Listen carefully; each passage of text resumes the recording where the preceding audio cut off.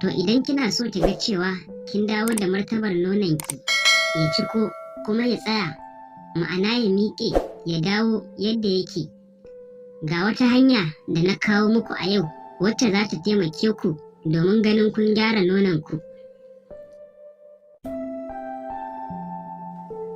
Mata iyayen gida, idan babu ku babu gida, idan kuma kun yi yawa, gida ya gyaru. Sirrin haɗin gyaran nono. Kamar da yadda kuka sani, mazaje kusan kowanne akwai abin da yake so a jikin matarsa. Wani ya fi son ganin nono, wani yana son mace mai manyan nono, wani kuma ƙanana yake so, wani kuma daidai madaidaici. Wasu mazan sun fi so su ga doguwar mace mai nonuwa a tsaye, wasu kuma sun fi so su ga gajeriyar mace mai manyan nonuwa a tsaitsaye, domin babu wani namiji da zai so nono a kwance. Wani yana son mace mai diri, wani yana son mace mai manyan idanuwa da dai sauransu. Hakan yake nuna ma cewa kusan kowane namiji akwai irin abin da ya fi ja masa hankali a jikin mace. Amma mafi akasari mafi rinjaye shine kowane namiji ya fi son ya ga mace mai nono a tsaitsaye. Shi yasa a wannan bidiyo muka shirya kawo muku wasu hanyoyi da za ku yi amfani da su domin ƙara inganta nononku. Amma ku sani cewa akwai yanayin halitta da Allah yake yi wa wasu matan na rashin girman nono, wanda duk abin da mace za ta yi amfani da su domin ta ƙara su, to ba za su canja ba. Hakan nan da yadda Allah ya yi su haka za su zauna, sai dai kawai ki dinga kulawa da su. Amma idan kin san cewa nononki ya kwanta ne a dalilin ramewar jiki, ko kuma a dalilin rashin lafiya, ko kuma wani tashin hankali ya jawo miki nononki ya canja kama ya zube, ko kuma ya ƙanƙance, ko dalilin rashin kulawa ko kuma tsufa. Domin tsufa yana jawo nonon mace ya kwanta sannan kuma ya motsi. To idan kina so ki ga cewa kin dawo da martabar nononki ya ciko kuma ya tsaya, ma'ana ya miƙe ya dawo yadda yake, ga wata hanya da na kawo muku a yau wacce za ta taimake ku domin ganin kun gyara nononku.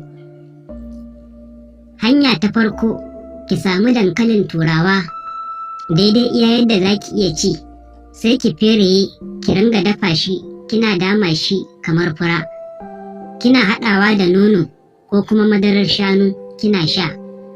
Wallahi sai kin yi mamaki matuƙa gaya.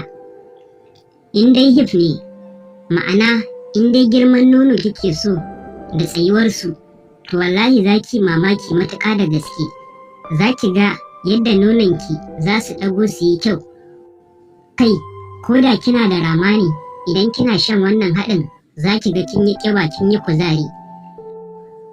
Dankalin turawa da nono ko kuma madara kowace iri ce, ya zama cewa wannan haɗin shine farkon abin da za ki fara sha da safe. Ki yi haka kullum na tsawon lokaci ki sha mamaki. Hanya ta biyu, ga matan da kuma haka Allah ya halicce su, duk maganin da za su yi nononsu ba zai ƙara girma ba, ba zai kuma tashi ba. Sai ku yi amfani da wannan hanyar domin inganta shi da ƙara sa shi ya yi kyau da santsi da kuma laushi, yadda zai gamsar da mai gida. Ki samu kuɓewa kamar sili 2 ko kuma 3, ki yayyanka ki yi blending ɗinta, ki sa a mazubi mai kyau. Sannan ki samu zaitun kamar cokali 2 zuwa 3, ki zuba ki cakuɗa. Sannan sai ki samu man zaitun kamar cokali 3, ki haɗa su ki zuba, ki cakuɗa su sosai, ki barta ta yi kamar minti 30 ki ajiye. Idan kin yi wanka kin fito, sai ki ɗauko wannan haɗin na kuɓewar, ki shafe jikinki da shi baki ɗaya, tun daga kan kafaɗarki har zuwa cinyoyinki. Sai ki rufe jikinki da hijabi, ki bari ya yi kamar minti 40 zuwa 50. Sai ki samu ruwan ɗumi ki wanke. kullum ki haka ki sha mamaki. Kuma wannan haɗin duk matar aure ma za ta iya yin sa, domin yana ƙara laushi da santsin fata. Da fatan mata za ku gwada wannan haɗin, sannan kuma idan kun yi, ku sanar da 'yan uwanku mata. Ko da kishiyar ki ce, kar ki yi mugunta, ki daure ki sanar da ita, domin za ki samu lada. Allah ya sa mu dace, amin.